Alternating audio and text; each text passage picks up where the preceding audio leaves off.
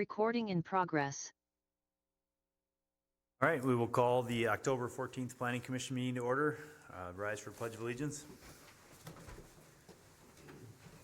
I pledge allegiance to the flag of the United States of America and to the republic for which it stands, one nation, under God, indivisible, with liberty and justice for all. All right, we were just talking, we were going to flip-flop items number 4 and 3, or 3 and 4. So we'll do the agenda review and adoption first and then go to public comment because we have some items there to discuss, if that's right with everybody. I'll move for the adoption of the agenda. I second. We got a motion and a second. All in favor? And just real quick, Chair, if we can flip 7A and 7B as well on that agenda review and adoption. Okay. All right. All right, we have a motion and a second on the agenda review and adoption. All in favor? Aye. Opposed? All right. Okay, now we'll move on to number 3, public comment. And I think you got All right, yeah, I'll kick it off here. So just some background real quick. So we had a request to have an item on the agenda tonight. So we put under public review and comment in terms of a concept that Mr. Ellert is looking at doing, a couple different concepts in terms of subdivisions. So the first one that I'll highlight here is for a piece of property that's right between south of Kennedy and north of our park that was formerly called East Park and now is Rivers Bend Park.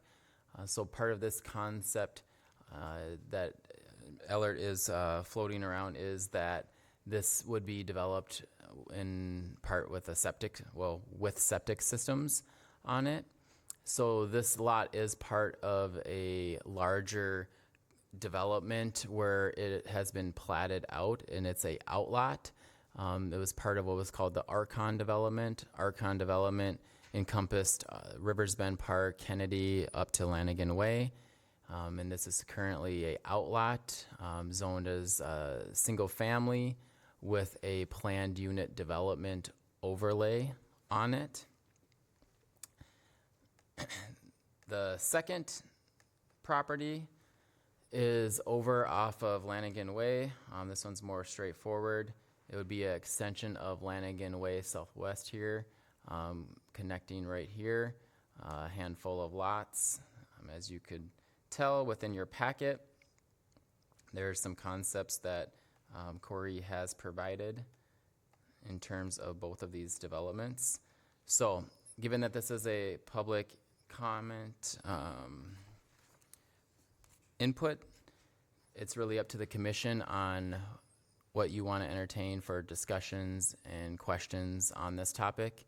Corey is in attendance, so he'd be glad to speak on things that I missed or relay any other part of his vision and his concepts. Sure.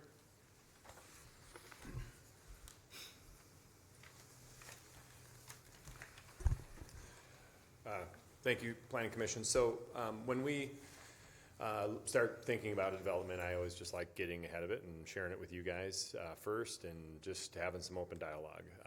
Never claimed to have the perfect plan or the perfect development. As you know, all these pieces of property are pretty unique in St. Joe. So if we want to stay on that Rivers Bend one, that patio home development, that's a pretty easy, it's a continuation. That one does have city services. Let me back up just a hair. In January, February of this year, David asked if we would meet with him and staff, and they were directed by the city council to explore options for additional residential development. There's a high demand for homes. People want to build here. They want to live in St. Joseph, and we just don't have a lot of residential lots in the city. Unfortunately, the city does not have a plan for any sanitary sewer lift stations. We're basically met all of our boundaries.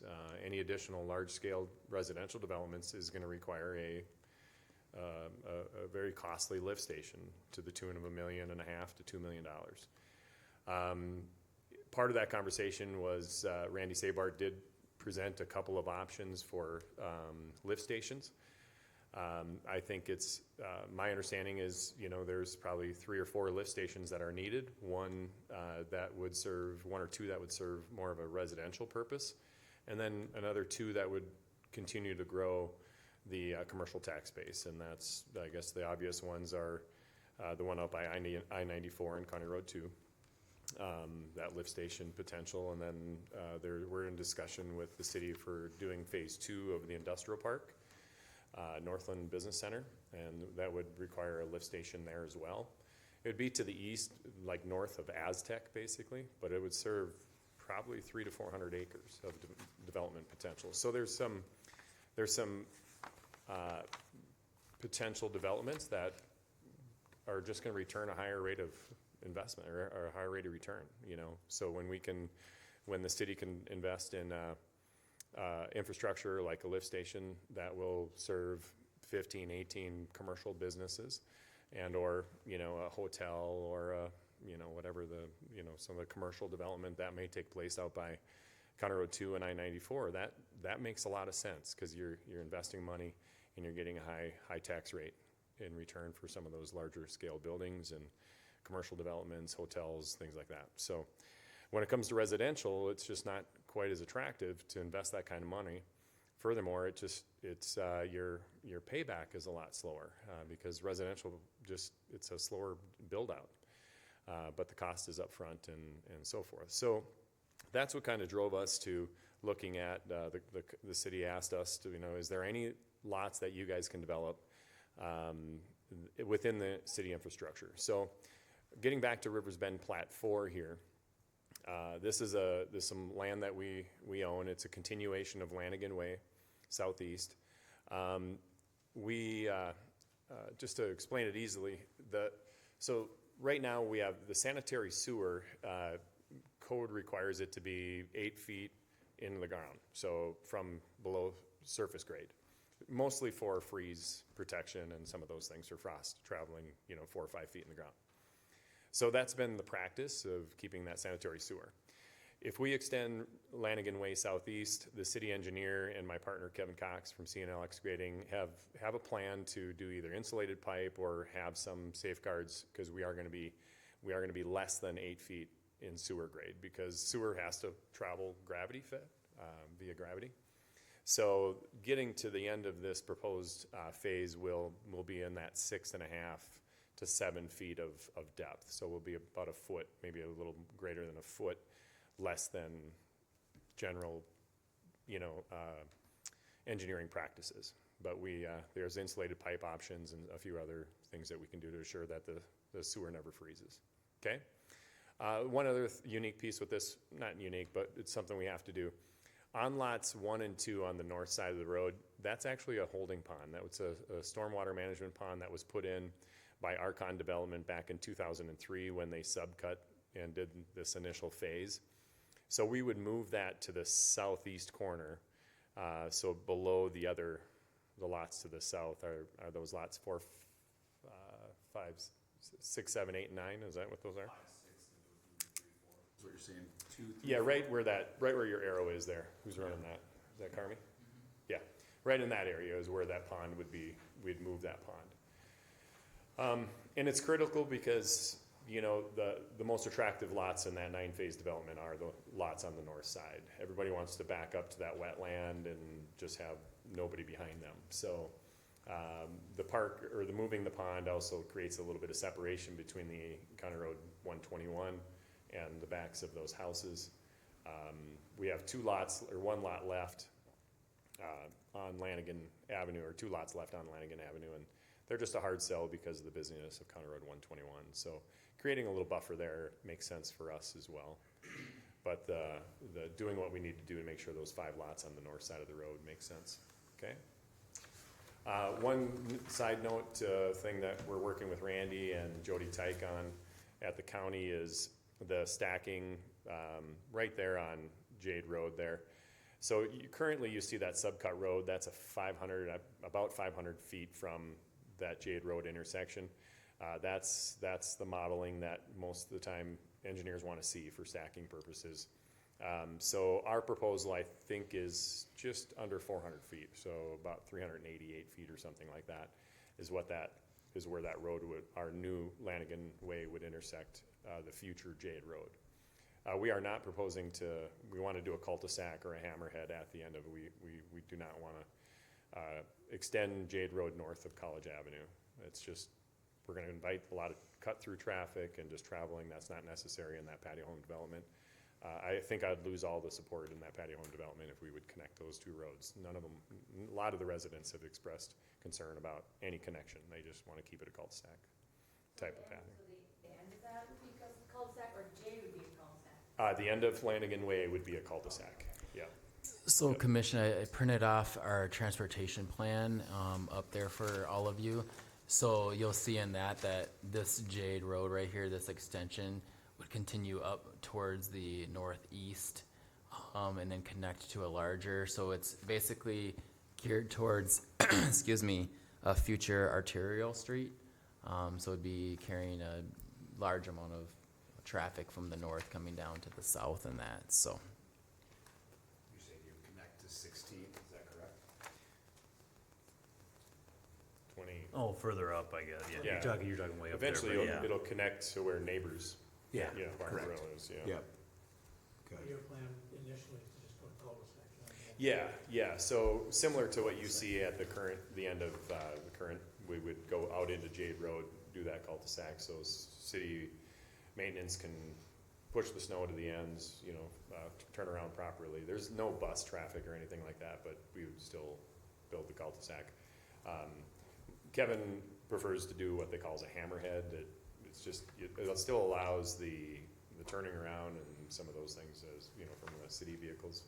But one or the other. Kevin's proposed, he would rather do a hammerhead in there for whatever. I'm not sure the specifics on that, but him and Randy are talking about it, but I think we can work that into whatever detail. You know, again, this is very preliminary. I think staff seem to be comfortable with it. Would you agree, Nate?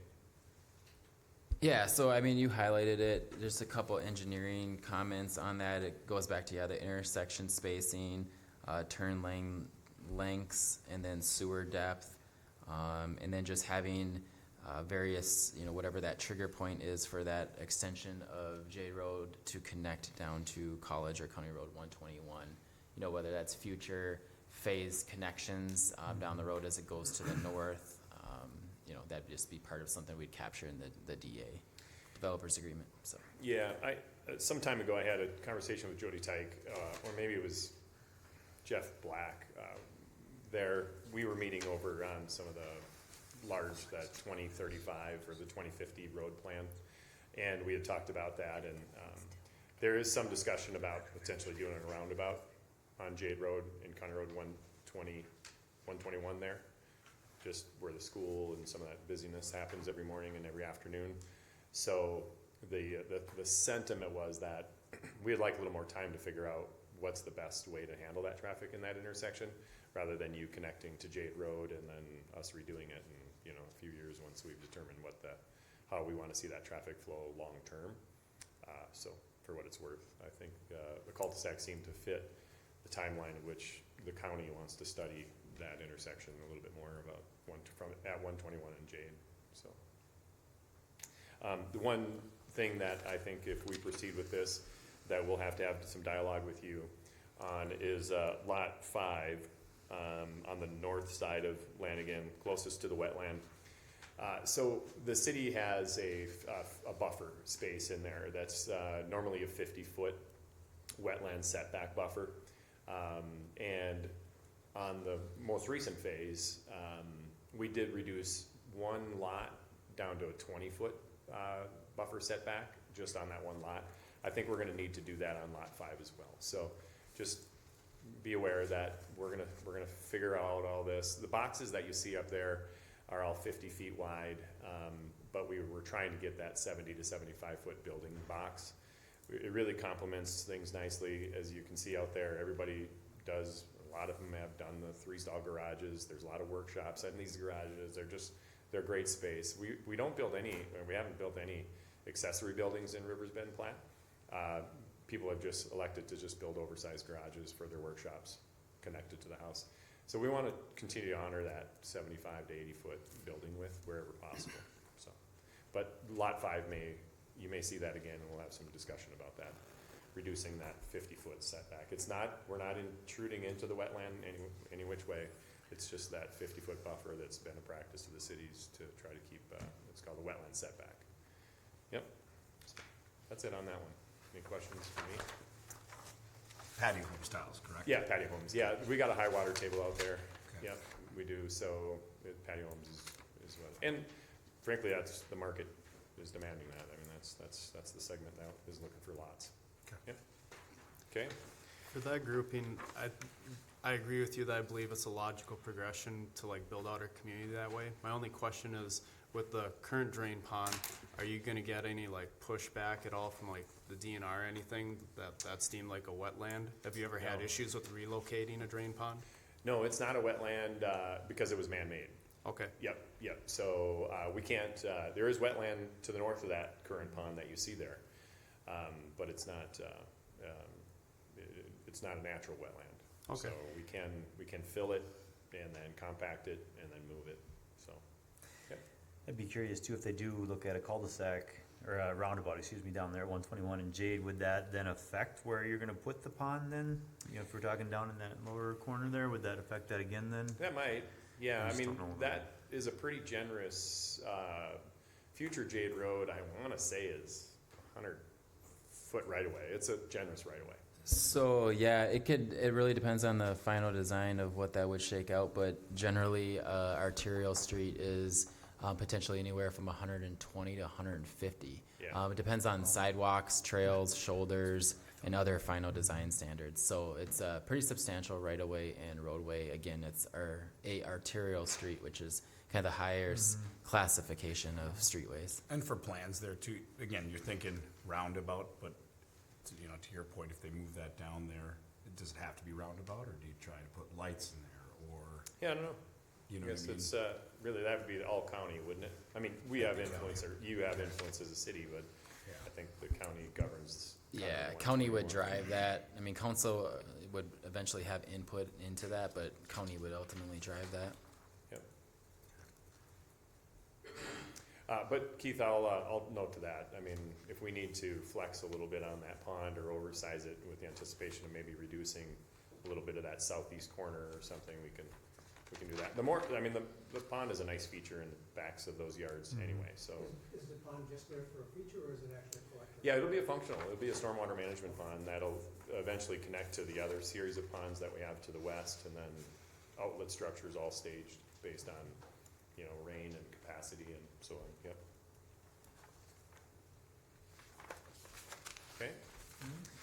Okay. Well, needless to say, the next, development is, something a little more, it's unique. And I guess I'll just revert back to, the driver here is try to bring residential lots without investing in a lift station. And, a couple of thoughts that I would ask you guys to think about is, when we have our city, let's just call it the box of City of St. Joseph, Mark, you're a great testament to having larger lots on the fringes of a community, and I think this is a good example of that. This is the fringe of the City of St. Joseph, having some transitional variety of different housing where you have, 1.5 to 2 acre lots. 15 of these lots are greater than 2 acres, or 2 acres or larger. The other 15 are either, 1.25 acres all the way up to 2 acres. So we're trying to balance this as best we can.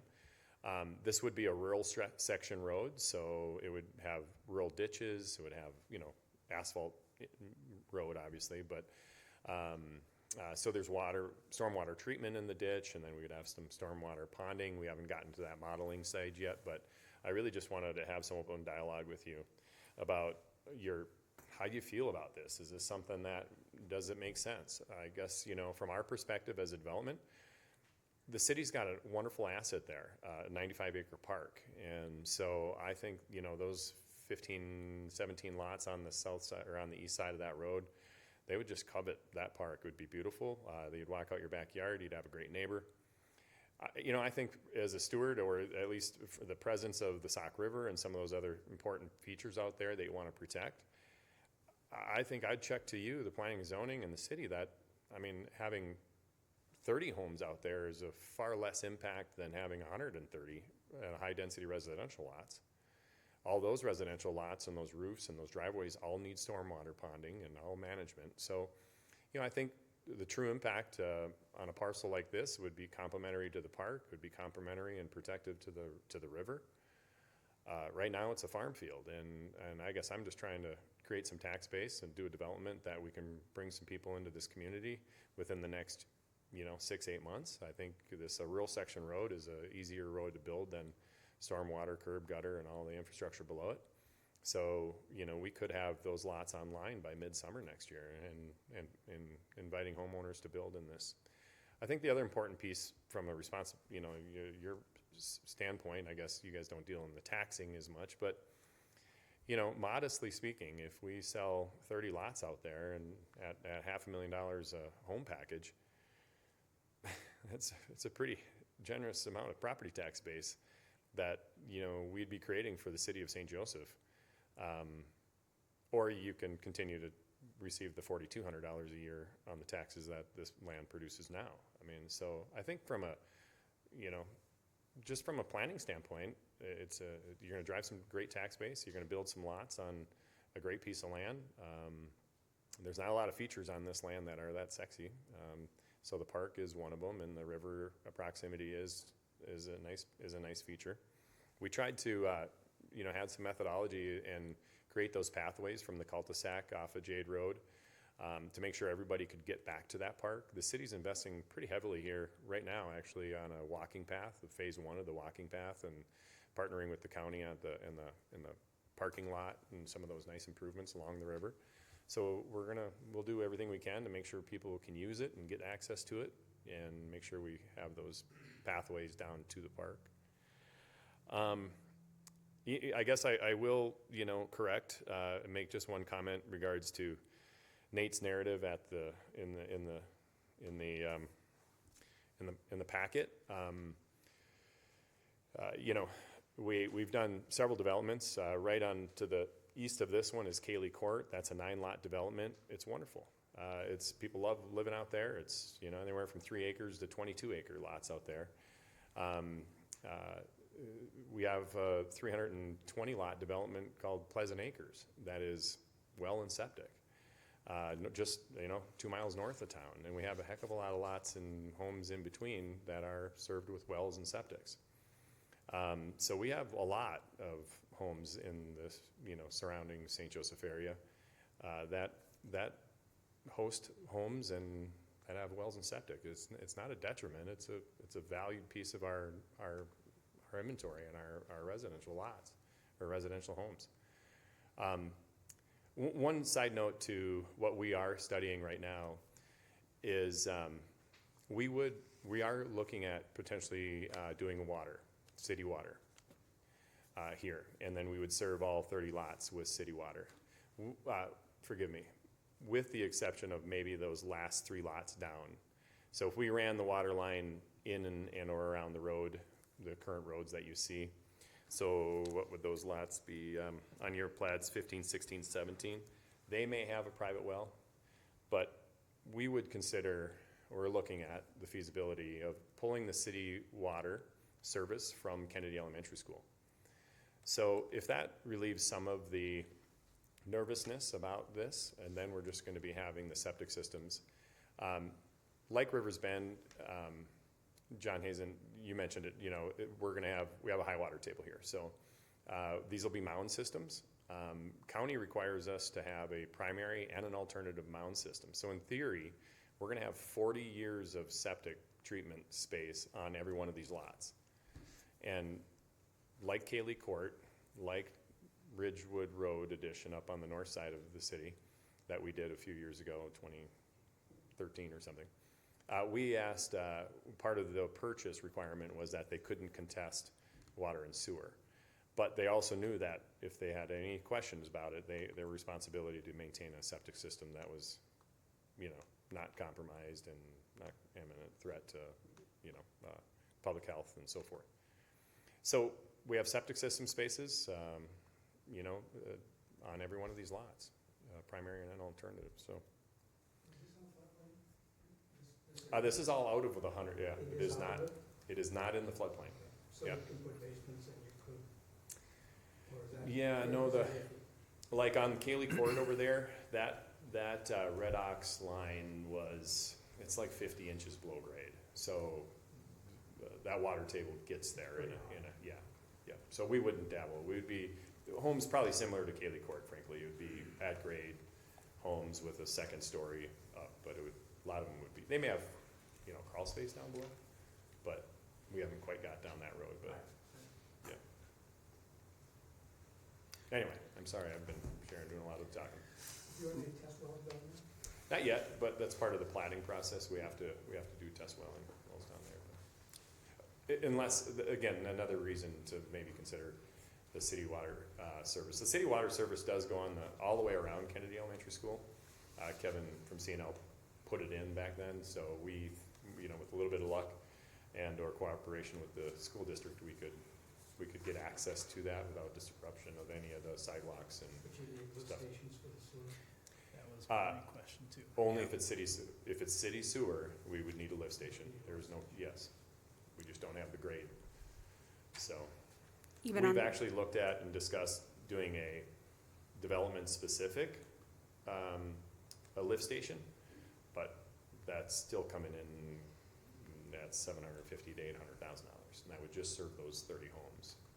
And the challenge is getting it still from our lift station, which would be probably on the northeast corner where we intersect with County Road 121, and then we still have to run all that pipe up and around the corner to get it to the city service line, so it just becomes financially infeasible. That's the city service line, the one, the yellow dash? Mhm. No, The green. The the green green. is sewer, the blue is water. For us colorblind people, you're gonna have to help. Going with the arrows. The arrows. Arrows, the green. Okay. Sorry. so even on those northern ones where there's 9, the current sewer services couldn't handle those? no, those they can, I thought. right? Yeah. Correct. Yeah. You're talking about the first one? The River- The Kaylee first Court one, yes, yeah. over up Those- right here. This, yeah, this one up here. Could that be handled on current city services? Yes. Yeah, so city service would be extended as part of that one. Okay. Yeah, So those this, would have city the water. sewer would system. just be needing to be for the second.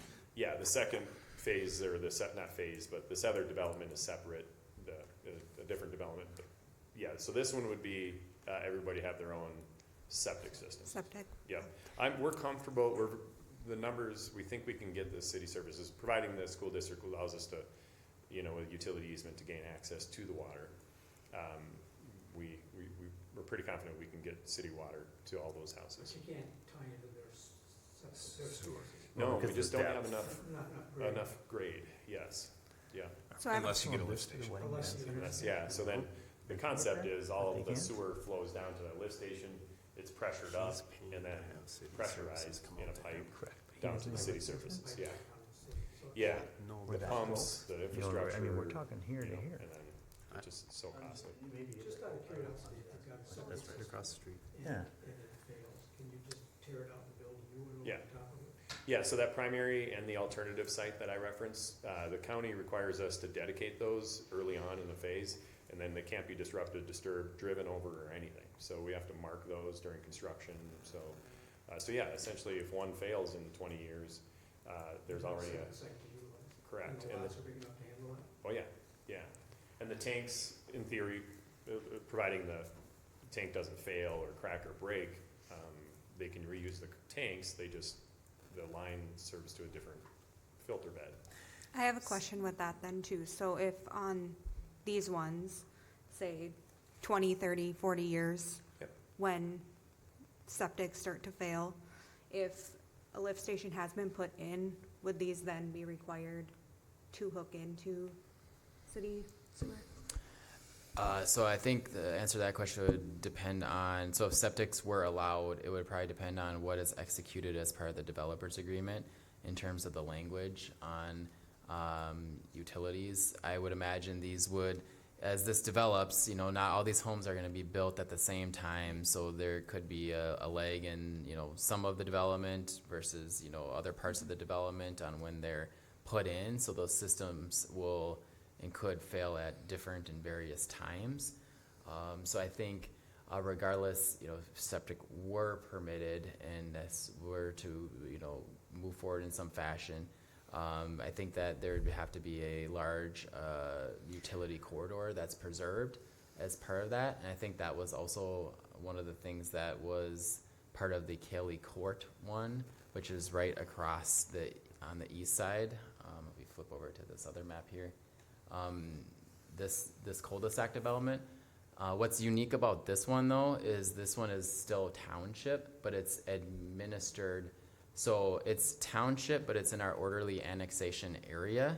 So what that basically means is, just a refresher, is that the city administers the permits and then administers the ordinance from the county in terms of that area.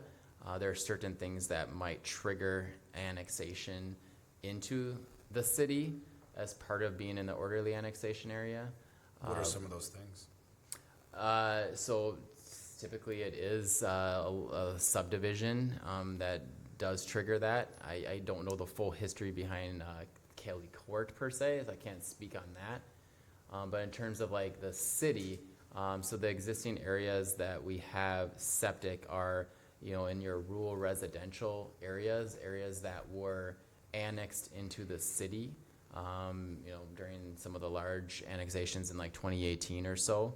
I'm not aware of a residential subdivision that we permitted that's in city limits that is on septic and wells, but we do have, this one across the east here that's township, but does have the septic systems in that.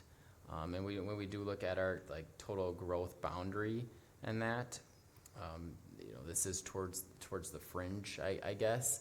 Unless we were to redo our annexation agreement and want to push for more annexation across 94, which would entail a whole new annexation agreement and process and all that, and we have not entertained that at this point.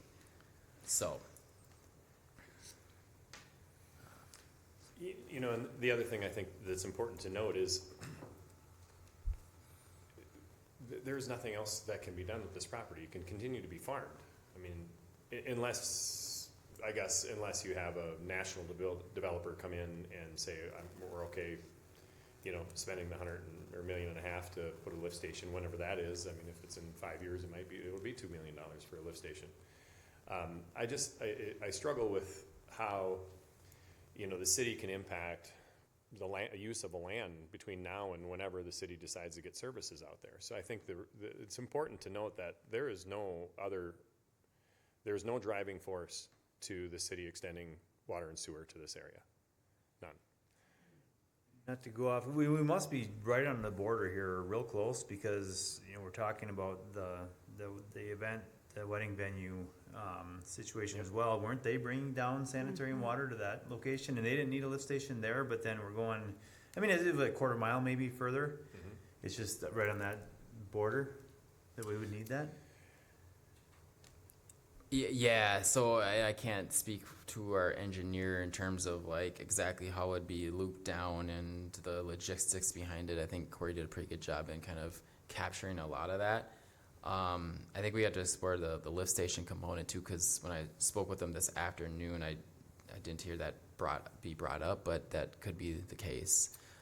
So I'd like to kind of maybe revisit that with you, Corey. Which part? The lift station component, and if one was, because I think initially it contemplated that large lift station as part of also having to service this parcel, because there was substantial topography that was kicking in as part of this. So in order to get through and get everything captured, that's part of why the lift station was triggered as part of also developing this piece. So I think maybe we should talk more about that with Randy in terms of that. But yeah, as far as utilities and that, there's kind of two options. If it can be extended as part of Kennedy's existing, and if we can get easements and classify that connection as a public connection, that could be one. The other one, I believe, does involve coming down Jade Road and then coming here and dead ending or looping up that way, so. If a lift station is required, does that get passed on to the developer? Correct, yeah, so the developer bores all the upfront expenses and costs to develop said parcel. So, yeah. The station is about $1 million, $1.5 million. Does that include all the piping and all the underground, or that's just that That's- particular piece of the puzzle? Yeah, it's just that piece of the puzzle. The rest of the piping and all the way up, and that's all, Yeah. another $1 million, $1.5 million to do all the piping.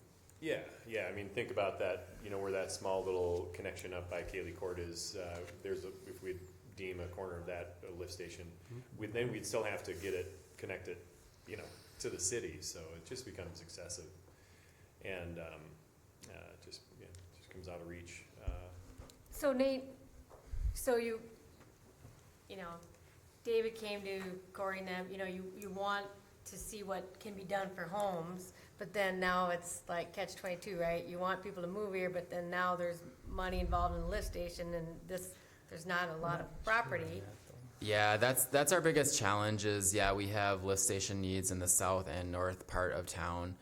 We're trying to also look at potentially some of the smaller infill lots and see if we can try and spur development on those where utilities may be readily available. But those are going to be your smaller kind of developments, maybe a half dozen single-family lots, and not your larger ones like this. So we're trying to think creatively. Where you know, it's right now what's holding back a lot of our residential growth is those infrastructure costs and needs. At least when we go to the north and when we go to the south. Does the new commercial park have lift station? The industrial park? Industrial park? The industrial park, the one off With where like Gooden and Trobex all and that, Gooden yeah. and that. Yeah. So a second phase would trigger a lift station, and that's part of what we're also kind of going through So out they have there. their own sewer No. well? So they have. Currently, the ones that they're now are connected to the city. Oh, okay. Yeah, they're all on city services. Phase 2, you need one. The older industrial park area, like off Pro Drive and such, like where Floor to Ceiling was, and now Okay, is yeah. moving. That was annexed, and that's well and septic and such. Yeah. Yeah, so the current, like Gooden and Trobex, all their sewer flows straight north to the DBL, the one by Beeline Marine, there's that city lift Oh, station. yeah. Yep, right there, so that's, all the sewer flows towards County Road 75, to that lift station. And part of the Northland Business Center development, we put just under $1 million of upgrades and bigger pumps and some of those things on the Beeline lift station. The Beeline, the one on County Road 75 that I referenced there.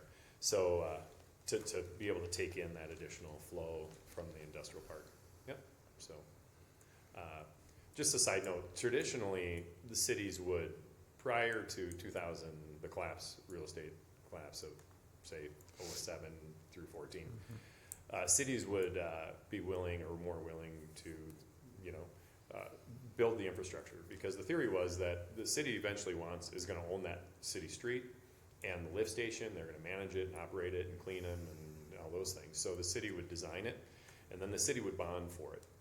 And that was the early model, where then a developer would come in and have the land, and then every time they'd sell a lot, the first payment would go to the city for what they'd call an assessment against each one of those lots. So they would take the total cost of the infrastructure divided by the 60 lots, and then they would get reimbursed. But when the housing collapse or or crash hit in 07, 8, 9, there was just no building development, and there was no new construction. There was a lot of lots and infrastructure out there, so a lot of the cities got really in a bad spot, where they had lots of capital out there in lift stations and infrastructure and streets, and no lot sales to pay for that debt. So the League of Minnesota Cities, I think, just said, you are a city, here's your function model, and don't stray from it. You are not a developer. So we're kind of in that really hard spot now, where we've absorbed, I'm going to say greater St. Cloud, Sauk Rapids, Sartell, St. Cloud, St. Joseph, we've absorbed all those lots that were platted back in early 2000s. And now we have to figure out a model to go, how can we bring cost-effective lots to the city with city services. And, you know, we're just kind of in this hard spot where it's very difficult to build, you know, the roads and the infrastructure in privately. And so you add on top of that a cost of a lift station, it just becomes, it just doesn't, the numbers just don't work. So the city is gonna have to figure out where the right spot is for that lift station, and then say, all right, we're gonna serve 300 homes with this lift station on the southeast portion of St. Joe, and we'll fund it, but we'll get paid back over 20 years of development. It's a fundamental investment, I think, in terms of a city operation. You gotta provide cities water and city sewer. So, anyway, I guess I'm happy to answer any questions. I would just ask you guys think about this, think about the use long-term. And if you see, you know, I think we would, I know the lots would be very saleable. I think we could have homes being built in there within a year. So, yeah, I hope I'm happy to communicate more with Nate and city engineer.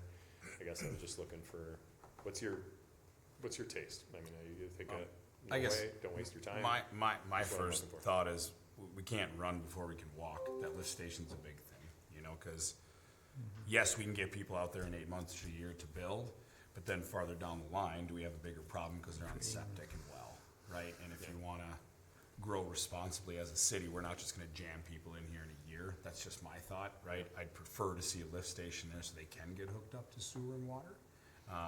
That's just me personally. Like your Riverbend 4 plat, that's continuation, Yeah. but that's really where we're at. Is it's lift station need, and that's personally what I see. Is if we don't want to just jam people in here because we have the land and we want you to develop and we want you to Yeah. put people here. You know, I mean, that's just my thoughts, but you But know, then if you want somebody to take the opposing view, right? I would Yep, say absolutely. there's nothing wrong with, well, and septic, they're actually environmentally just as friendly or more friendly than city water and sewer. And if you've got a primary and backup on your septic system, so that if one fails, you've got another one right there that you can use. And you can replace the one that fails, you can use an alternative. You've got 40, 50 years worth of good infrastructure in place privately.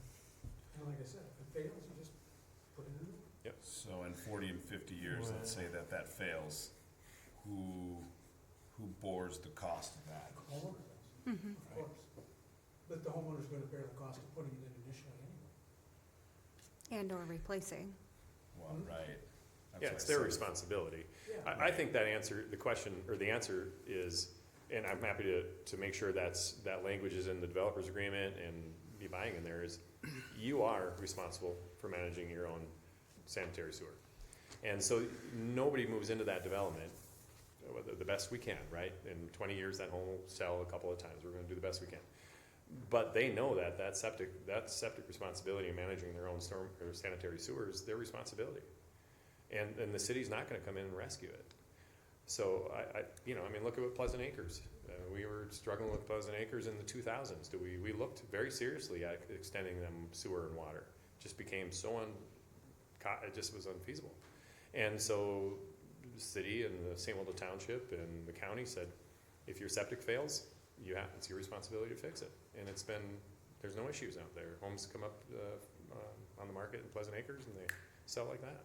It's a great neighborhood. People love the little extra 3/4 acre lots, and that's right on a lake. You know, that model would never pass today because it is pretty intense in terms of a septic burden on that ground. But again, just trying to complement it with good lot sizes, responsible planning, and I guess I can tell you that if you would feel more comfortable and we dedicate 3 sites for a septic system, that's okay. Then we can assure ourselves in the future that we got 60 years of sanitary sewer management on each one of those lots. That's not a problem. I guess for me, when you were talking about having city water, but maybe still doing septic, Yep. I liked that if you're not able to connect to the city sewer right away. Right. Overall, we need housing. I mean, we're a growing city. Housing is good. I like the idea. Yeah, you can't generate any revenue to help pay for the improvements that you need. I mean, like you said, 30 homes or whatever at, but it's not doing anything sitting there. I don't take issue with the septic or well, or septic in city water, but it set a poor precedent for a business owner on that road, so I don't have any issue with what you're proposing, Corey. But we need to revisit his business because he was force made or agreed to be put on city services. So if we were to go forth with your plan or a derivative of your plan, Yep. which I would be fine with pretty nearly as you have presented it, it'd be courteous and like studious of us to revisit Yeah, Ken but and he's his off, wife that's a business. commercially run business though, that's different. I have a quick question. It sets a poor precedent in my mind. If, Not if there's commercial versus a residential. if you're There's two talking different codes for that. $500,000 for a house Yeah. package without having to put in a lift station, what would it approximately be if you had to put in a lift station? Would it be closer to $1 million? Or- Well, I can't speak to like, well, I don't know, are you saying like what would each house? Yeah, be? like what would you end up having to, Well, I mean, yeah, you take Divided by a million. 30 lots guess, yeah, divided by a divided- million, yeah, I mean, it'd be $50,000 additional each lot. And Right. that's just for the lift station. That's just for the lift Yeah, station. That's not a million, so you're Not talking that $2 million, much. No. so you're really talking probably close to $80,000-$90,000 just Per lot, yeah. per lot, just for the infrastructure. Then you've got the actual cost of the lot, And the road and and then those you've things. got the actual house. Yeah, but to answer your question, Then yeah, I you've would got- say it would increase each lot cost by $50,000 to $70,000 each, fundamentally. And then that just puts it out of reach. I mean, we're hoping to have each lot in the $75,000 to $80,000 lot with the road and the rural section and some of those things, so. To kind of build off what you were saying, though, with precedent is then now, okay, so which, I like the bigger lots, you know, I kind of like the idea overall, but then how do you regulate that in the future? Now, somebody else wants to put another subdivision in, are we gonna let them go with well and septic as well? And then how about existing lots on the site, or in the city right now that aren't hooked up to it, are we gonna allow them well and septic in the city then too? And where do you start and stop with something like that? That's a concern I have, I guess. And that's right, I'm with you. It's, you know, in here, you talk about a premature subdivision. We have ordinances, like Nate says in here, that conflict with allowing such systems. You wanna grow responsibly as a city, and again, not run before you can walk. Corey, I'm not saying it's not a good Yeah. idea, right? But it's one of those where there's conflict on both ends, right? I mean, you could go for, you could go against, but again, we gotta walk before we Nate. can I'll run. just add real quick, so how some cities tackle this dynamic is by just kind of clearly identifying those areas that are on the fringe or those areas that septic subdivision would be permissible, to just provide some more clarity and expectations in those areas, because they've been identified and, you know, vetted out that, yes, septic would be permissible in these areas.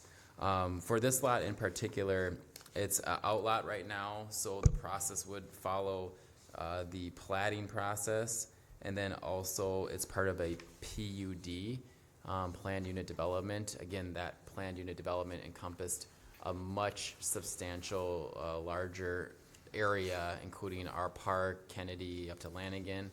So it'd have to be replatted, or basically platted out, turned into a buildable lot as part of the subdivision, and then the PUD agreement would be amended to allow like a septic system or whatnot. So they'd have a PUD agreement and a developer's agreement, which would stipulate the specifications and conditions. But as I've seen it, like with cities in terms of like the planning and best practices in that, you know, having areas that are identified as, you know, fringe areas with allowing septic, so then that way as the city does grow, as you continue growing outward, you're not having utilities, then you allowed septic, but then this one utilities, and you're kind of, you know, creating a better planning Sure. growth. So Which, Nate, I like that better, what's the scene? Is that what you were talking about? that was the future. That's probably looks like the plat, maybe. I can't quite tell. Rivers Bend PUD. So, yeah, so part of the PUD showed so they had to preliminarily plat out all this area. So what Corey is proposing is lower density than what was originally shown as part of that preliminary plat. Again, with his bigger lots and lot sizes and that, so gearing more towards, that rule. Are you referring to the Archon PUD? Yeah, this one here, yeah, with the 100, like you mentioned, I think the 130 lots versus what you said, 30 or whatever, John, Yeah. lower density and.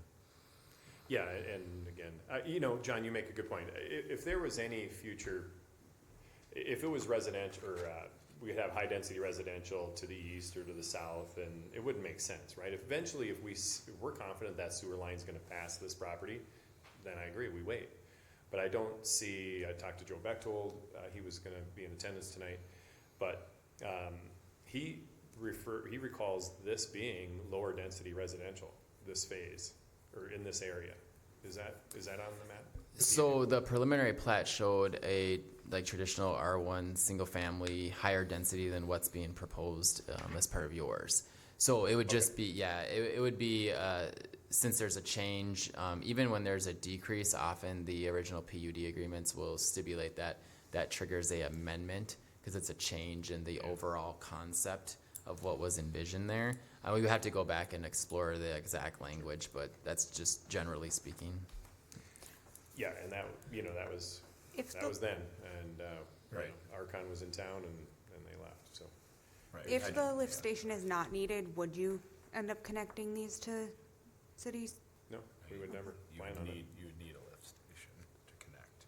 Well, Nate said that they may not if dependent on the. Correct, oh yeah, I guess that's a good question. So I think her question is if they determine that you can connect to the existing sanitary Yeah. without having to have a lift station, Oh. would you bring the city Sure, sewers down? yeah, then if we can get our sewer sent downhill to the city, somehow, we'd be willing to do that. Sure. I mean, because in fairness to your question earlier, I mean, each homeowner is gonna have to put a septic system in, and they're gonna be mound systems, so they're gonna be fabricated and built with gravel, the sand, all the layers, engineered, designed, septic system. So it's ideal. But each homeowner is gonna spend $15,000-$16,000 on that septic system. So, there's a point where it makes more sense to send it to the city sewer line, but then we would probably do curb, gutter, city streets, city infrastructure, so water, sewer, Okay. stormwater, and then we'd do 75 lots or whatever, we'd do larger, smaller lots, Okay. higher density, so.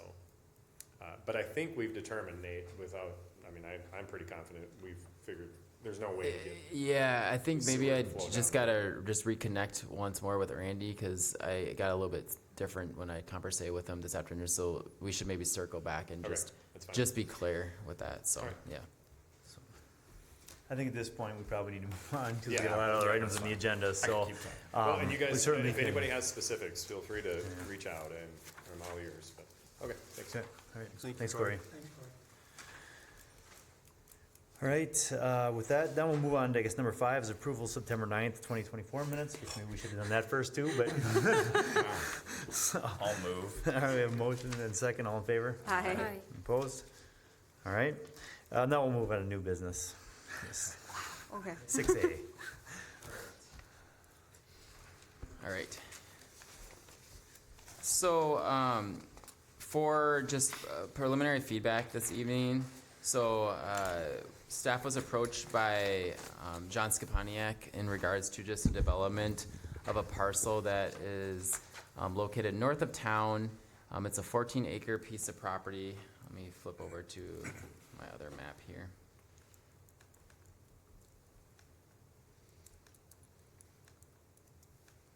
So just going north of town on County Road 133, this piece right here. So staff was approached by John, I don't know how long it's been now, but some time back in regards to just this parcel and developing the parcel.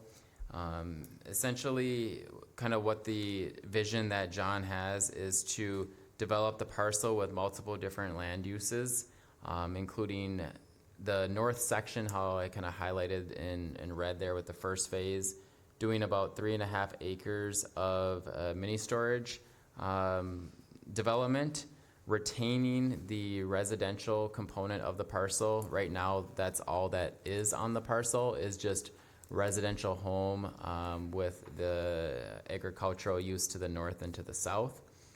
Retaining that residential, which would be about an acre, and then that south end, leaving up for maybe a future phase, a future development of the parcel. So kind of when we had conversated, there's some just different conflicts in that, and with specifically zoning and what is existing, what's future, what it's guided for. Right now, the parcel is zoned rural residential. It was part of one of the areas that was annexed into the city sometime back here. So rural residential does require a minimum of 10 acres for lot sizes for residential dwellings. In the existing zoning in the different directions is all rural residential, except to the south where we have agricultural land to the south. But our comprehensive plan, and this is kind of where some of the conflicts start to kick in, the comprehensive plan does guide the parcel for high density residential, which is our multifamily. And then the surrounding property is also guided for high density to the south, low density to the east, and medium density to the west. Although we have received some kind of preliminary interest in some of the land to the south being potentially future, maybe industrial, we haven't received any formal applications or anything like that. So, just to kind of go through just some of the concerns in that. So, one, rural residential doesn't permit the mini storage buildings on the parcel. The only district that allows that is our industrial district. So after we met with John in regards to this, we went through those different conflicts, including conflicts with the intended use and vision, and then the conflict with the future guidance and how the surrounding property is, forecasted and envisioned with the high density residential. Also just conflicts with the change to zoning if mini storage were to proceed forward and a rezoning request accompany that, there'd be conflicts because you'd have to amend the future guidance of the plans from the comprehensive plan for the city, change how that vision is laid out in our comprehensive plan, and then just the existing land uses in the surrounding area, given that there's no other industrial zoned property in the adjacent area. We talked a little bit about just access concerns. I think a lot of that has kind of been addressed just in conversations with John. Stearns County controls the access points, so they would limit the development to so many access points with spacing in between those access points. The use of residential on the site and retaining that residential along with the use of mini storage. Again, those are two different types of uses, with mini storage again being classified in our industrial district as a permitted use, but in no other district. And the residential, retaining that, if it's a 1 acre piece, it's currently rural residential, minimum size of 10 acres. So that's a conflict. Allowing just mini storage in an area that's not guided for the use, and then also allowing, mini storage in an area like this could spur interest in other parts of the community in terms of going about a similar process.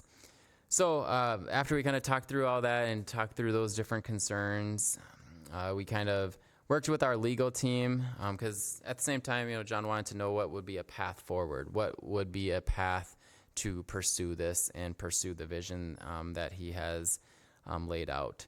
So path forward for him would be to multiple different steps. One would be to pursue a land use amendment, changing the future guidance of the property. Again, guided for high density residential, changing that vision.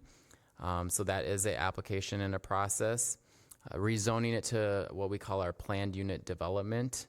Planned unit development is essentially a planned unit development allows for a mix of different uses that may not always be compatible with traditional zoning. So traditional zoning, sure, John could have came and tried to rezone the parcels, but then when you rezone it, now you're creating an industrial district where any types of industrial uses would then be allowed. So a PUD, what a PUD does is a PUD can be executed between the city and the applicant to restrict that industrial use to just mini storage.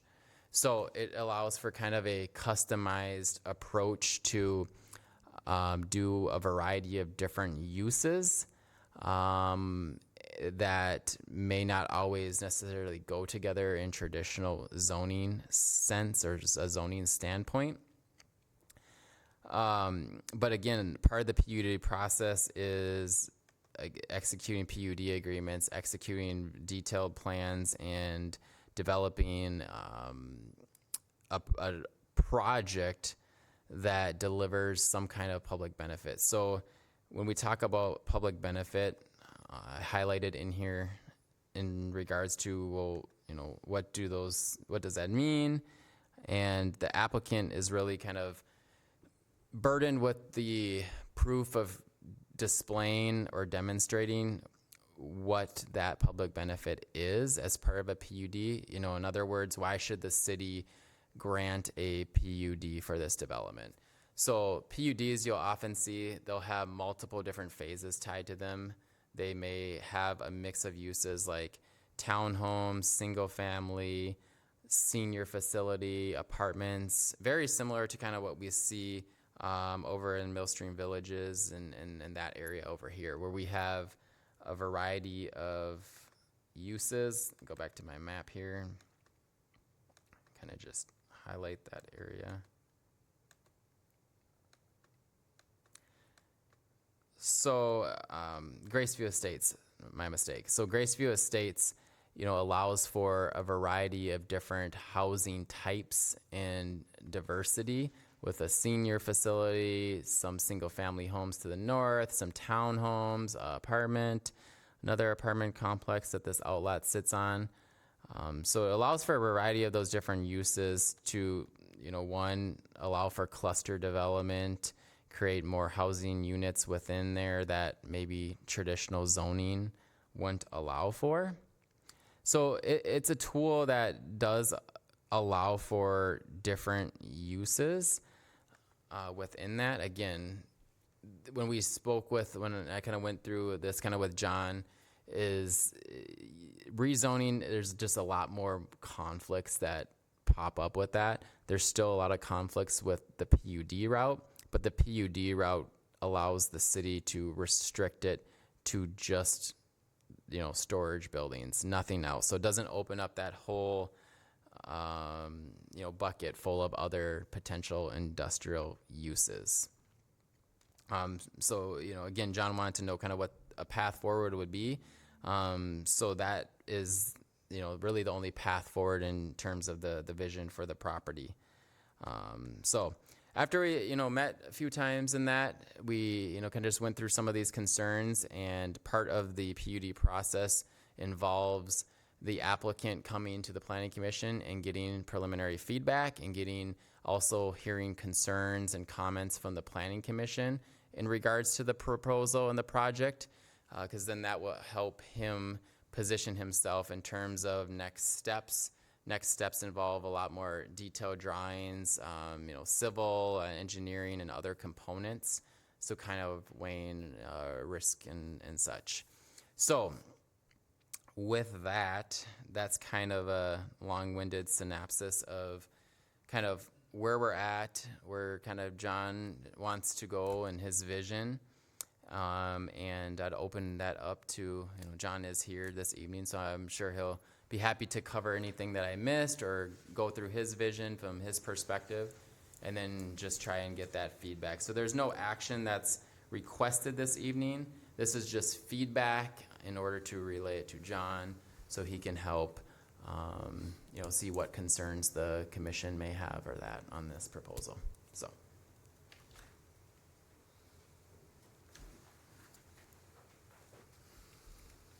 Evening. Yep, here for any questions, concerns, feedback? Your name? John John, Zabaniak. okay. Do you have, can you, get a better picture that zooms, like, how close is that to city? Because right now when I'm looking at it, I can't, that, Yeah, right down. Yeah. Okay, give me 1 second. Industrial park. Just north of you. Yep, just north. It's not going All right, so we're going off 75 here, going on County Road 133 north, going past our industrial park that was referenced early with Trobex and all that. yeah. Going up this way, so it's this piece right here. Just before So it's a 320th? 14 acre Right before piece of 320th. property. Electrical station. The boundary of the city is this lighter purple, I guess you can call it. So south of 320th Street right here is city. A lot of these properties, again, were part of the annexation that had occurred back in like 2018, I think. So I'll flip to another map here that goes through kind of what I highlighted in terms of the zoning and the future guidance. So our future land use, so again, it's this parcel right here. So future guidance shows, again, that high density residential for this area and along this corridor. And then our existing zoning.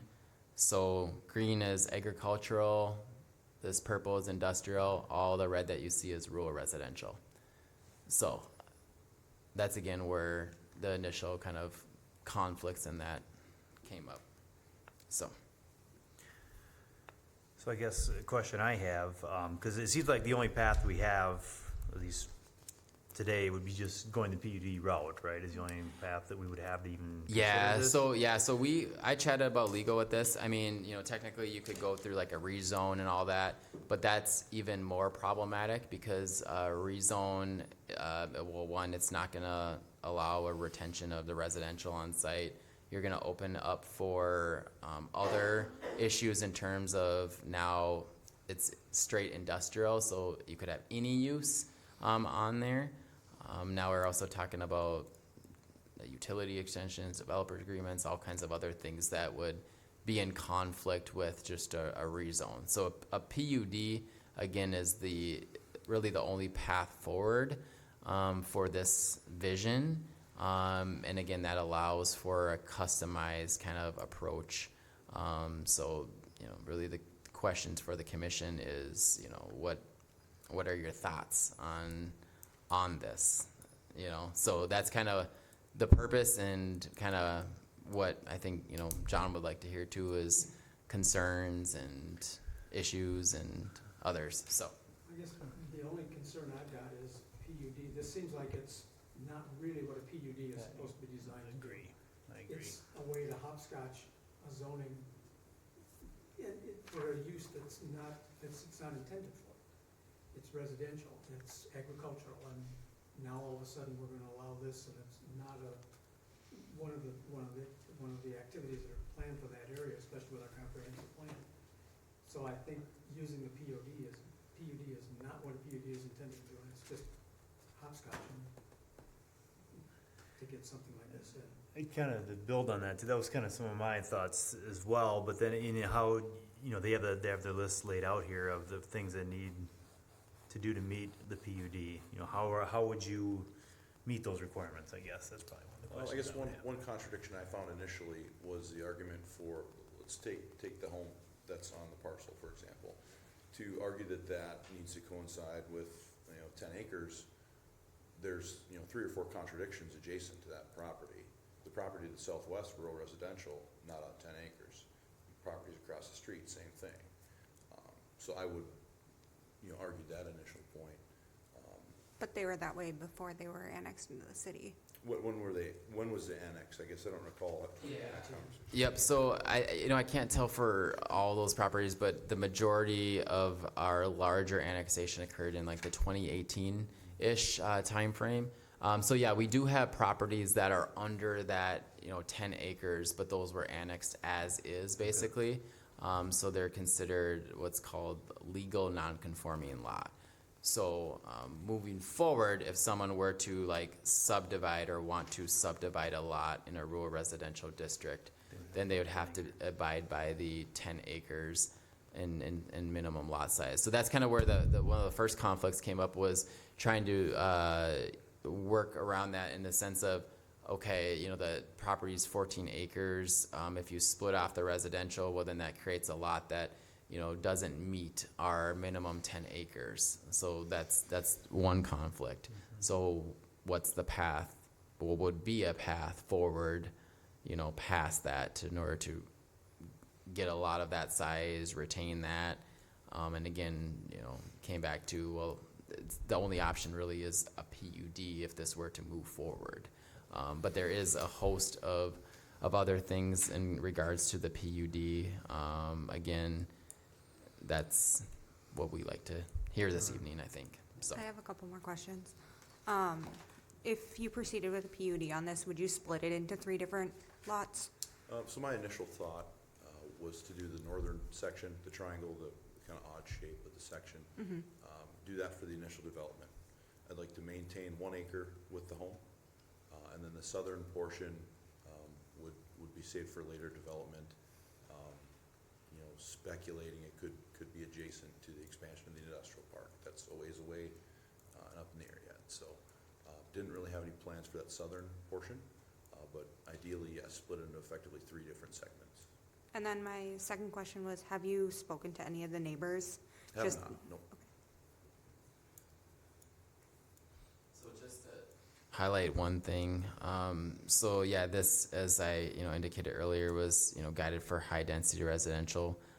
There has been, you know, some kind of, you know, brief informal discussion in terms of, you know, where we look at for a next phase of industrial park and such, and, you know, maybe expanding that north or expanding that out here. But there's no formal changes that have occurred to date in terms of that. So as it sits now, that area is, you know, high density residential along there, so.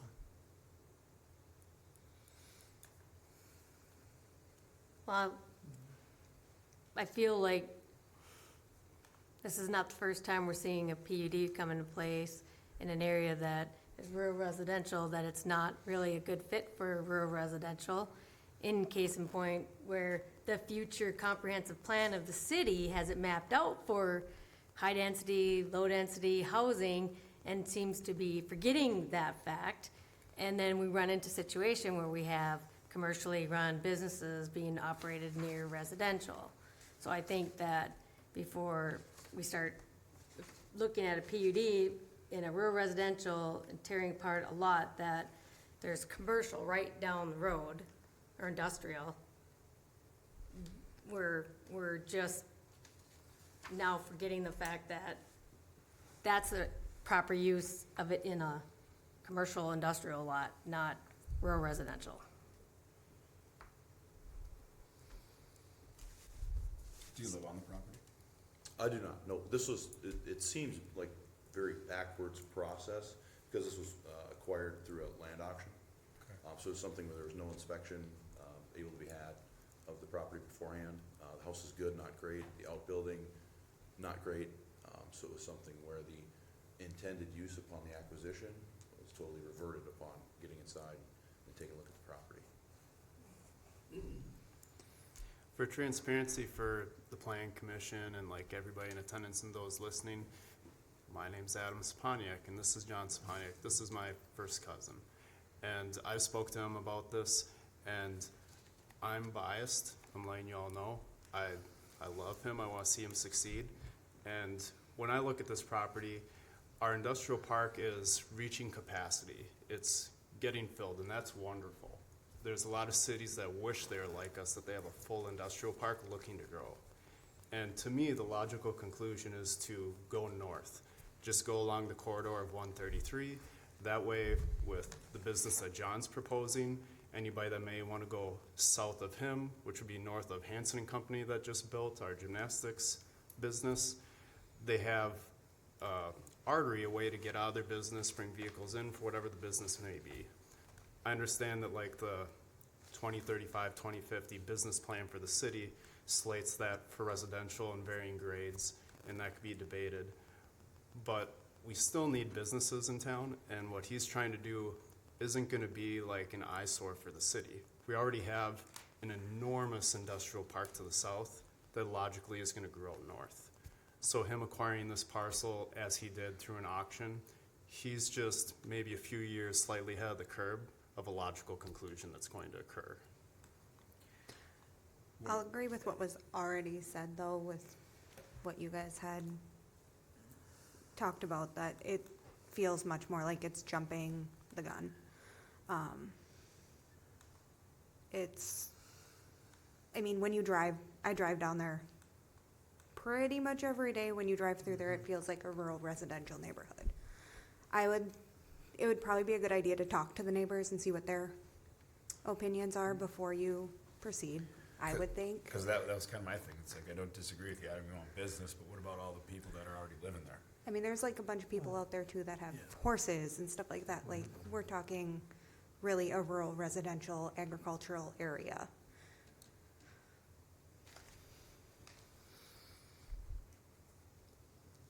Understood. And due to the preliminary nature of where we're at in the process, I hadn't taken that step. I just thought it'd be odd to be a door knocker. Hey, just bought this property and here's this idea I have. Didn't seem correct at the time, but that's certainly in the plan moving forward. I guess, yeah, my take on it, again, as long as, you know, if PUD is really the only option, we've kind of determined that, right, is the only really option forward, well, then how do we meet the requirements of the PUD, I guess, you know, going forward? And I struggle to see that with what you have planned there, that you're gonna be able to meet the requirements of the PUD in full, I guess, that's my Yeah. thoughts on that, but, I mean, if they can, you know, then I think of something that I would be open to or looking at, you know, if you could meet all of those, but I don't know how that's gonna happen, just looking at, you know, a variety of housing types, densities together with preservation of open space, natural features within one development. I guess I'm not seeing some of that correlation there, how that would come together. But if it could, you know, I'm not saying I would be opposed to it, but. So would it be fair to say that, you know, some of that direct feedback to John would be to further explain and provide justification in terms of public benefit? So maybe that includes some preservation, or some green space, or some, like, you know, I don't know how that would look, but in terms of at least that one comment. Yeah. Okay. I mean, recreational opportunities, you know, active and passive, I guess I just don't see it, but if it comes back and then you can maybe show that those things are taken care of, or, you know, or will fit within those descriptions, then you know, maybe something to look at or consider. If it were to move forward, you've got your first phase up there, the home, would that be something that you would obviously look to sell, look for someone else to live there? Yeah, correct. Right, so then your next phase would be below it and putting more there, so now you got a rural residential home in between. Yeah. In a previous development, I had experience with the same deal, and that, at first glance, it does seem very odd and problematic, but, you know, in my previous experience as a landowner, adjacent to us has become a good friend and good neighbor.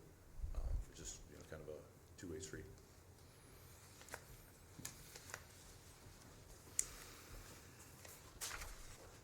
We're just providing feedback tonight. Yeah, correct. Yeah, this is just a feedback, you know, whatever you can relay to John, is gonna be helpful for him to help determine that next step. That's kinda how I feel, but, let's see, any other discussion on it? I have personal opinions about storage systems like that in neighborhoods. It bothers me. I've seen too many of them that are just eyesores. Not that yours wouldn't be, you Yep. know, don't get me wrong, No, but I understand, and too many of them, as I'm driving through some neighborhoods, and all of a sudden there's this huge, you know, storage facility and it just doesn't fit. right, I think there's probably a misconception in the storage industry of older facilities, 20, 30 years old, some of which do exist in Well, St. these are Joe. big orange ones that are, you know. Sure. You know. Yep. And in terms of design, I'd be open to feedback from the city in terms of what they would like to see to maybe ease some of the visual effect of it. even in relative terms of the entrance or where this is in proximity to the property across the street. You know, they have good, tree cover, and we'd be very interested in replicating that. We don't feel the need for it to be 100% visible from the road, but we'd be open to, shrubbery and trees and things like that to help break up some of that visual disruption. Instead I of think that- orange mark, we could always go with camouflage so you don't see it. How about invisible? So part of that PUD also does, again, a PUD, you have to have a PUD agreement executed. So, if it were to, move forward and get to that point, that would be part of the feedback too, as well, in terms of, screening, vegetation, building material types, height, number of buildings, because the city has a lot more discretion in terms of that PUD process to restrict and limit, to balance out that, so. If we get to that point, I would like to see 80 to 90% opaque.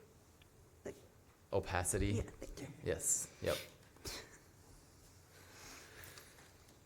Okay. Does anybody else have any comments? No? Very good. Okay, Thank you. John. Thank you, John. All right, that takes care of new business, so then we'll move on to old business, and we flipped, we'll go to 7, was 7B is now gonna be 7A, the wedding event venue CUP extension request. All right.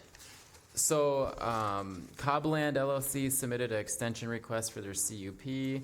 You'll recall that this CUP was approved last November and is set to expire on November 20th of this year. So I did chat with the owner in terms of just timelines and that, and they are pursuing a 1-year extension request at this moment. There's just been some change in architectural companies that they're working with, so to allow time to kind of go back to kind of revisit some of these initial concepts and that. If there are changes and substantial changes, there'd also be a amendment that would be as part of the CUP. But as of right now, it's just a extension request to just allow them to further go through that. So applicant is here this evening as well. So with that, I'd be happy to answer any questions. Pretty much it's just to talk with new architecture, right? Because the other one fell through, I would assume, yeah. Yeah. And to kind of just get designs going again. Good evening, Ken Bellico. Yeah, the initial designs that they came back with as we continued to guide them were over 3 times initial cost assessments. So it was a time to terminate that relationship and move forward with something else, which is just a long process. Do you have a new architecture person in plan already or in talks? We have it narrowed down to the next 2, so they have preliminaries coming back. We really wanted to stay local, but unfortunately, I think we're gonna have to go down to a Twin Cities firm in order to find actual expertise in something like this. Are you expecting a whole change in your initial concept that was finally approved after we went around with a lot of stuff? Are you expecting some major changes to your overall concept? Conceptually, no. It's still trying to build a building that's respectful to all of the surroundings, nature, neighbors, all of that.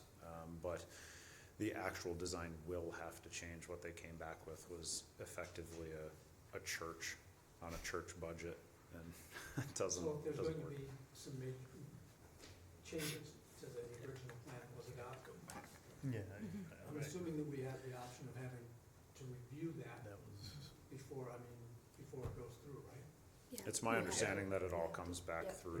yeah, and that was kind of what you it's said previously. from a site plan So perspective. just in regards to a couple, so there's still also a developer's agreement that has to be executed too, that would go to the council as part of their initial concept.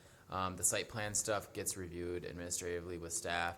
If there are, changes where there's increases to setbacks, where now there's closer than what they were originally proposing, there's expansions to parking lots or anything that kind of increases the intensity of the use, then that's a for sure, amendment process in that. So it would really kind of just depend on what kind of comes back for, concepts as Ken works through his, planning and that.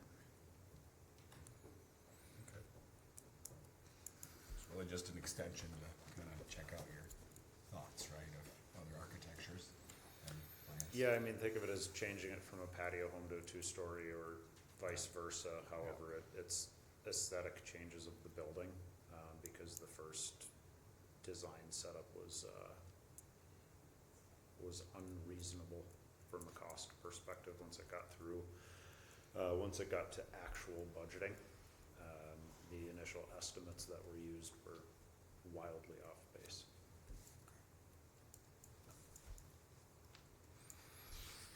Any other questions or discussion on that? We do request a motion on resolution 2024-KAB and that, CUP. I move to approve resolution 2024 KB extending the CUP. I'll second. Motion and second, all in favor? Aye. Opposed? Aye.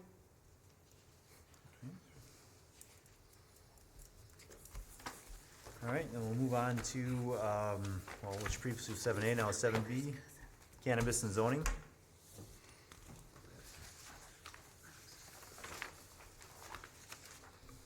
All right. So we are at the point of needing to revisit just some of this discussion. So last time we had discussion, it was related more or less to the cannabinoid products, the edibles and such. When that was going through the legal process with the state, we are now at a point where our moratorium is set to expire at the end of the year. The Office of Cannabis Management, OCM is the acronym for that. They can begin issuing licenses and that at the beginning of the year. So I wanted to have just this timely discussion in regards to just the zoning elements tied to cannabis again. There's been some more information that has trickled through since last time we've had conversations. So it's also a good refresher. So in terms of zoning, there's really a couple things that I'm looking for feedback on. The first one is, if you recall, initially we had some conversation in regards to like buffers and buffer distances and that. And at that time, we elected to not have any buffer distances when we were talking about the cannabinoid products. State law, the way that it's written, we can prohibit cannabis businesses within a maximum foot distance. So that includes a maximum foot distance of 1,000 feet from a school, 500 feet from a daycare, residential treatment facility, or public park. We can also define the zoning district that the various cannabis uses would be allowed, and then also determine if there's any other additional steps for those cannabis businesses, including like a conditional use permit or interim use permit. I think maybe start off with just the discussion tied to buffers. I did include some maps in the packet just showing examples, and you may recall some of this from our last discussion in terms of those buffer distances. So, some cities, and there hasn't been many that have updated their zoning ordinance yet. It's been more or less the larger communities like City of St. Paul, I think Minneapolis, but not many of the other communities that are more apples to apples comparisons to us. So buffer distances, is that applicable? Is there interest in having buffer distances? Specifically when we talked last to this and how it's kind of treated, cannabis is a retail product. No different than any other retail product. It's the sale of a consumer good to individuals. So I think maybe start off with that first question of, is there an appetite or interest in having buffers for cannabis businesses? Yes. Yep. Is there a distinction between a retail outlet that's a dispensary where you can go and buy cannabis versus a restaurant or something that mixes cannabis in with their food or their drinks? Yeah, so great question. I'm glad you asked that. So last when we had spoke about that, there was two, there's a dispensary use and then there's the general retail, like the convenience store, right, that sells the products as a side product or whatnot. So the way that it's legally defined right now within our code is we don't distinguish that difference. So retail would be retail. So if it is a dispensary, it would be treated just like any other retail store as it sits right now if we don't adopt anything. So that is a new piece of information that did come out, because before a dispensary was, if it's not in the code, it's not necessarily allowed. They'd have to amend it to allow. But as it sits now, it's really, there's no difference in our zoning code unless we make that change to define a dispensary and then limit where those dispensaries can go. So it's treated as a retail product, no different than any other retail product, as long as it's licensed through the state and everything. So, What about if it's, for zoning and land use, when you talk about cannabis retail, and I don't know, Adam, you talk about this, but like a municipal, like just something for the city that the city runs, and so there's only one spot for the cannabis retail. I mean, how does that work? Like, look into that more. what do you mean, only one spot? Like they have the municipal considerations when you look at zoning and land use, when you look at some of that stuff, and it says, may offer on-site consumption similar to the breweries, right? Mm-hmm. But if we go down the route of only putting it in, call it certain districts, I guess I'm just trying to see how would that work with, if we wanna go down that route of just having a municipal cannabis store, right? Yeah. As opposed to letting others just sell it retail, like a liquor store per se, like a municipal liquor. Yep. So if you had a municipal dispensary, you have to have at least one other dispensary in the community. You can't restrict to just like allow Right. a municipal dispensary. But like, You can, But you could limit, What? like, I'm sorry, I shouldn't interrupt. Oh, all I was gonna say is like, for like a municipal liquor store, that's where you buy your liquor, but you have other establishments that can still sell it. You know what I mean, like in a restaurant setting. yeah, Correct. yep, you would still, yeah, so as it sits now, like if we didn't do anything to the code or change the code, it would just be allowed wherever we allow retail. So where we allow retail is in the downtown and highway district. Those are the only two districts. So if we were to want to limit that, we would have to add a definition into cannabis retail and then define the district that would be permissible in. So amend it to define cannabis retail, limit it to, let's say, the highway commercial district. Or you can go the approach of the buffer approach, which, you could buffer the cannabis retail from other cannabis retails. You can buffer from parks, you can buffer from schools. As we kind of discovered last time when we did this exercise and in a couple of the examples, the state says that you can have a buffer, but there's maximum buffers, right? Sure. So when we look at like the Catholic school, 1,000 feet, that's the max buffer. So if you were to institute a buffer from a school, well, that basically rules out the downtown district.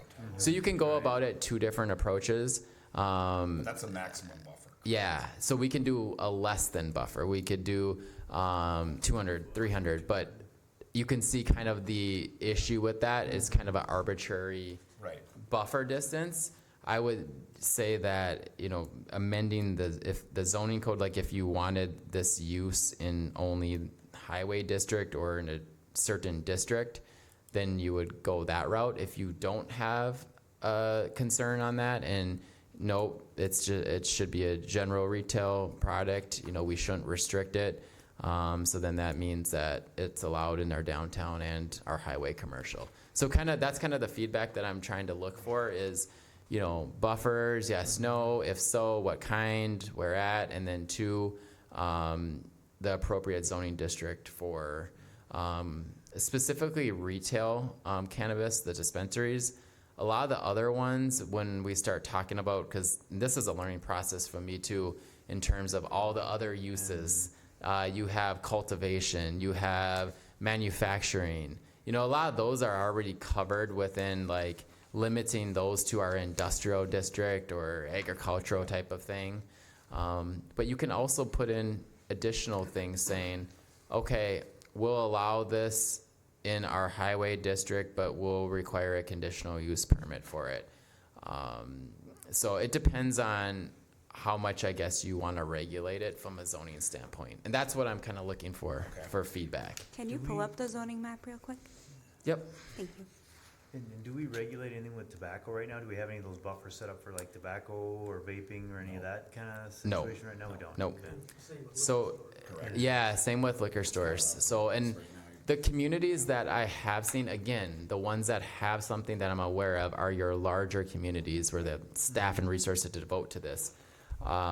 They treat it very similarly to a liquor store versus like, you know, again, going back to the conversation of a liquor store is different than a Quick Trip or whatever.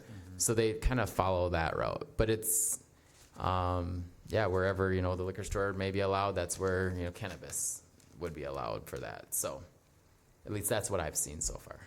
I guess I'm not opposed to really any buffers. Okay, let me get rid of some of these other You're talking about stuff on here. retail and. Downtown commercial, highway commercial. Yeah. 'Cause like I said, you put buffers on it, pretty much just, you're done with Well, it the almost downtown eliminates commercial. it, right? It almost eliminates it from Or the that whole thing, yeah. good chunk of area. This one's gonna be better. So darker blue right here, downtown, red, highway commercial. So those are all the parcels that would be allowed right now.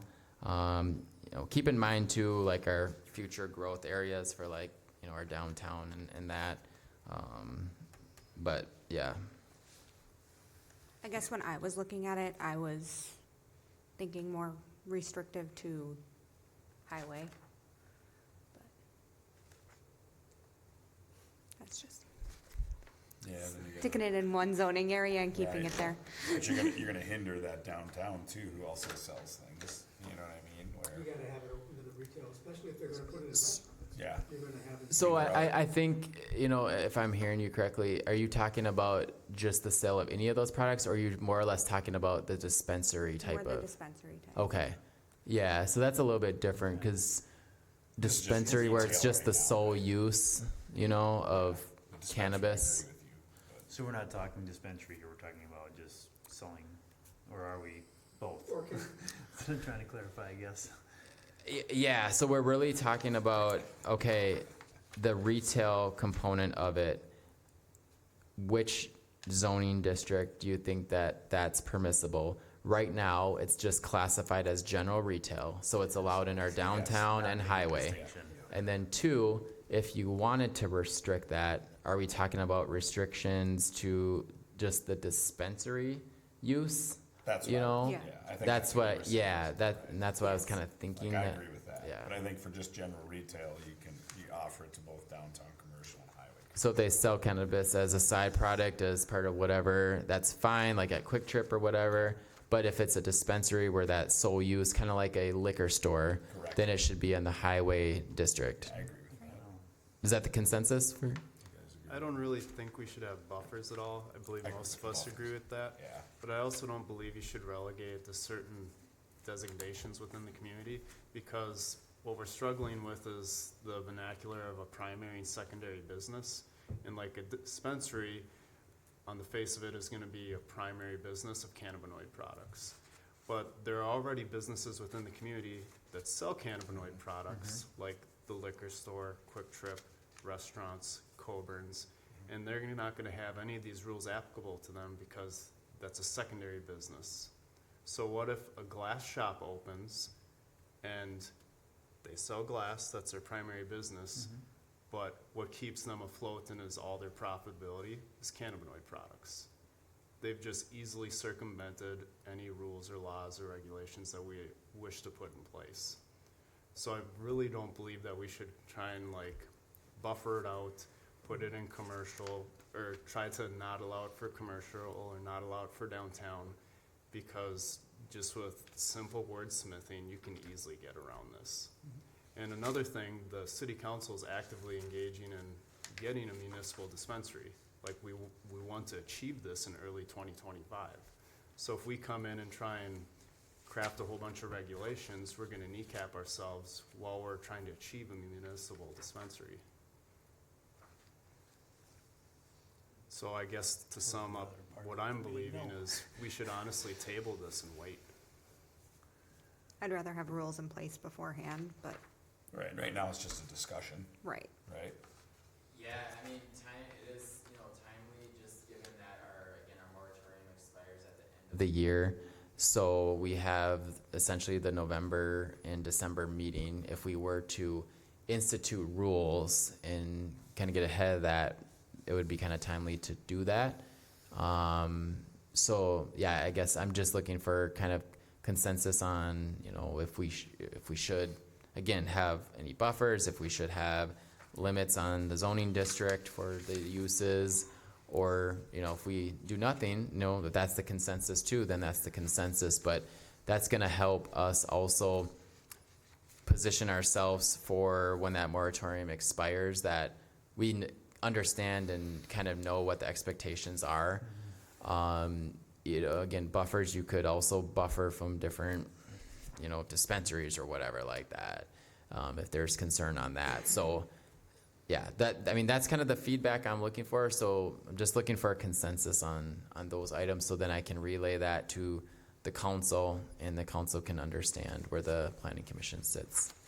I'm good with no buffers right I now. guess I'm not tied to any buffers To Adam's point necessarily too, either. just, we gotta wait to kinda see, especially if you're gonna go down the route of the dispensary, kinda gotta see where they're gonna sit too. Okay. What's the difference of saying it's a dispensary versus retail? So if we were to define that, we'd have to define the difference. So right now, there is no difference. It's just retail is retail. Whether they sell cannabis as a side product or they sell just cannabis, there's no difference in how our ordinance currently is. And if we did nothing, then that would stay true. So it would just be allowed in any retail. To Adam's point, I don't think we want a pipe shop with glass pipes down the main corridor with family environment. I don't know, that's just, what message are we trying to send that what St. Joe is about? Let's add a pipe shop. Well, I don't think they're talking about pipe shop. Well, I So- just so- said, you pretend But you're you glass, could, you I'm could saying. say you're glass, you're selling all the glassware or whatever. So that, a good point that, just a topic that Carmi brings up is in regards to, where my head goes to is tobacco stores. So how tobacco stores are defined right now is no different than any other retail. So tobacco stores could go downtown, tobacco stores could go in our highway district. We do not differentiate that right now. So there's nothing stopping that from happening today, then, you're saying? Somebody could come in tomorrow and set up a shop and they'd be. Yep, there'd be someone nobody to could stop that. set up a tobacco shop downtown if they wanted to, because we have nothing that would prevent that.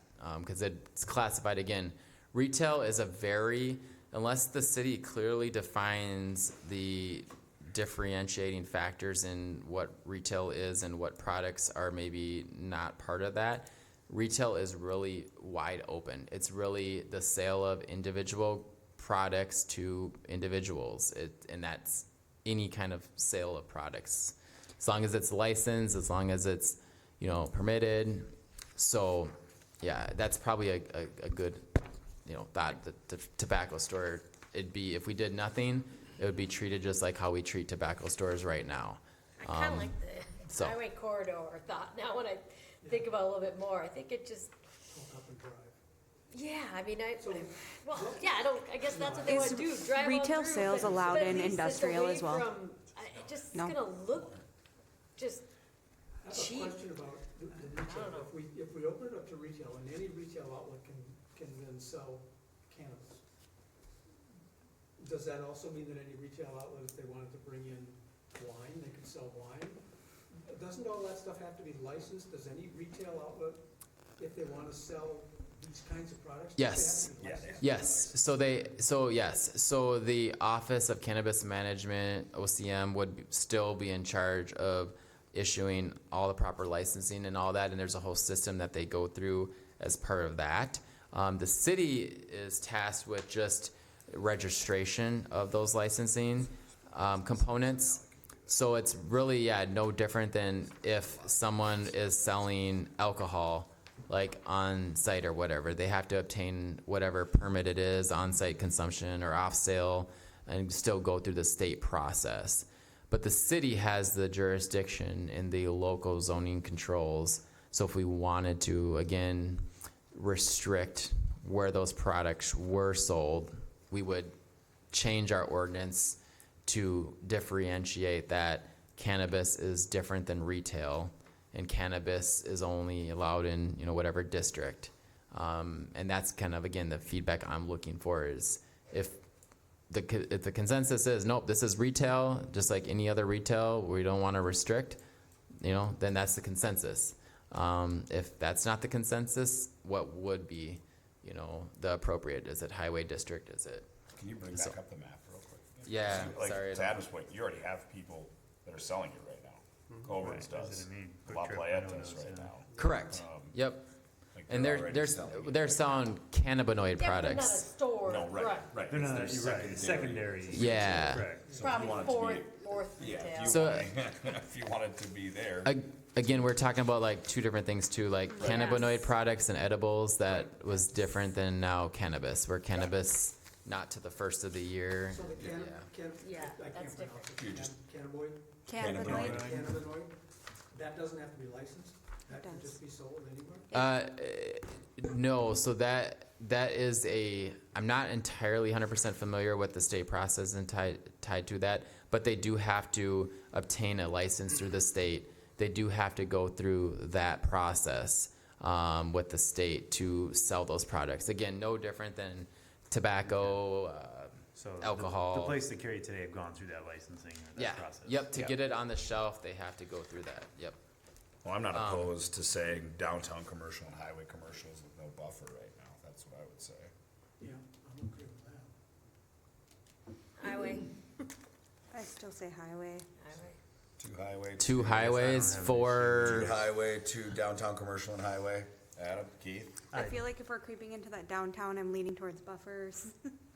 But that's just distance to schools and daycares bothers me. I would be fine having it anywhere in the city because what's the trepidation against cannabinoid products and the lack of trepidation against alcohol?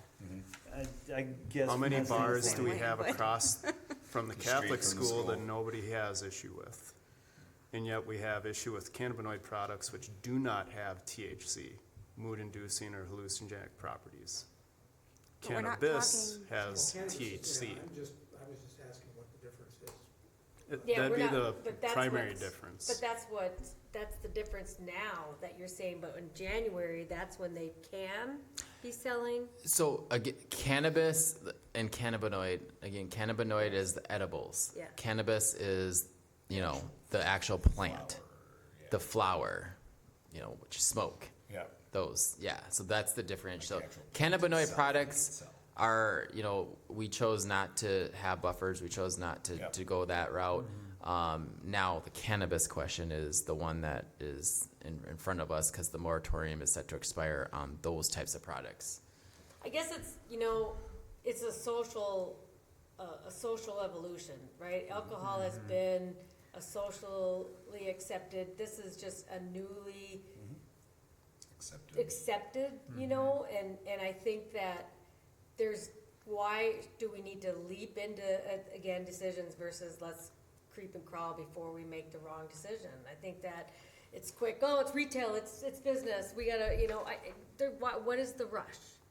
It might What be is the new to rush? our state, but it's not new to our country. But that Because might they're be all correct, governed but it's by new the to St. same Joe. Do you national want to- governing body, do you the Bureau want of to Alcohol, change Tobacco, St. Firearms, and Joe Explosives. in such a manner versus maybe making decisions a little bit slower that, because you have constituents, we have people that maybe, you know, has put that on the ballot. We're making decisions for residents here versus having some clear thought. Well, I think that's why you put it down as downtown commercial, highway commercial, so at least you can zone it to where it needs to go. If you don't have buffers, but then if you go down the route of trying to get a municipal, well, now the city's running at least the one spot that you can sell it, instead of everybody being able to sell it. Well, then why not at least maybe try one area to see how it goes before you open it up to too many? Well, cause then you look at it, if you do downtown and you do highway, now you have a spot to be able to put it instead of just one spot. I'm open to either, but I don't think you should have any buffers in what we're doing and limit it The to city the doesn't one or have, the the two. city doesn't have to put it downtown. Well, that's what I meant. That's why I said you can go highway or that, you know, we said highway, commercial, you said highway. It's tough to distinguish, to me, between the tobacco side of it, the alcohol side of it, and the cannabis side, because to me, they're all kind of very similar products. It's hard to limit one, and, you know, if you don't the other. The stigma of I it guess is my, because you know, the it was precedent, I legal guess, at again, one maybe. point. It's the same thing. So, It's the same thing of like don't- alcohol during prohibition, it was illegal at one point, right? Yeah. Like, you're getting to the more progressive side of now it's legal, just like tobacco and just like, Mostly, I think this it's thing is just a legal, matter that's of the key. making sure that underage people aren't gonna be Correct. able to walk in here. And, you know, we restrict alcohol that way, we restrict tobacco that way. yeah, it's still gonna be It needs to restricted. follow the same guidelines. That's kind of my. Yeah. And cannabinoid products, you'll recall, so similar to how like cigarettes and such are kept behind a counter and all that, that's because of those state licensing regulations, right, tied to that. So whatever the state licensing regulations would be in terms of cannabis, whether it has to be like behind a counter or whatnot, I'm not entirely familiar with that.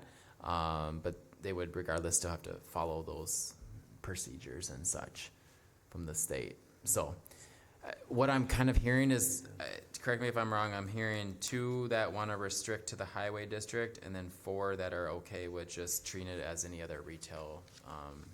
Is that correct? Did I do my math right? Yeah. Okay, 67% for. yeah. Okay, Or is it 66% repeating at 33%? I graduated. All right. before reruns. so I'll relay that to the council, and that council, you know, can discuss and have their dialogue as well. So, thank you. That's the only thing you had. We didn't have any other points to maybe discuss on that one? And then no buffers, that was consensus, right? No, okay. That's all I had on that then. All right. Thank you.